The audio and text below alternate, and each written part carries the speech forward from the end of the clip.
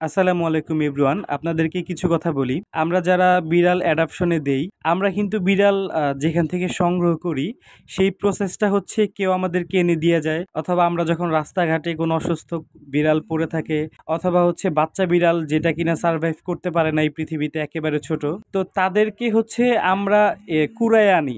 আমরা কিন্তু বেছে বেছে সিলেক্ট করে সুন্দর কালো, ধলা, সাদা এরকম আমরা কিন্তু সিলেক্ট করে নিয়ে আসি না।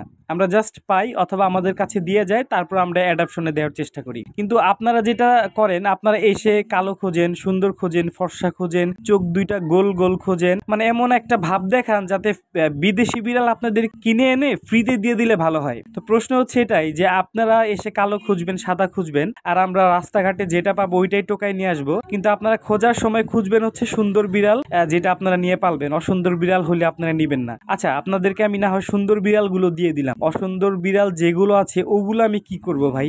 একটা, দুইটা, তিনটা, পাঁচটা, সাতটা, 10টা, এভাবে জমতে জমতে 100টা হয়ে যাবে। এগুলোর ভরণ পোষণের দায়িত্ব কে নিবে? আপনি আপনার বিবেকের কাছে একটা বার প্রশ্ন করেন। আপনার পেটের সন্তান, যে সন্তানটা আপনি জন্ম দিছেন, সেই সন্তানটা যদি কালো হয়, সেই সন্তানটা যদি হচ্ছে পঙ্গু হয়, হ্যাঁ, তাইলে কি তাকে আপনি ফেলে দিবেন? শোনেন, একটা কথা বলি, ভালোবাসলে আপনার কালা হোক, ধলা হোক, দেখতে কুৎসিত হোক, আপনি তাকে ভালোই বাসবেন। আগে ভালোবাসতে শিখেন ভাই।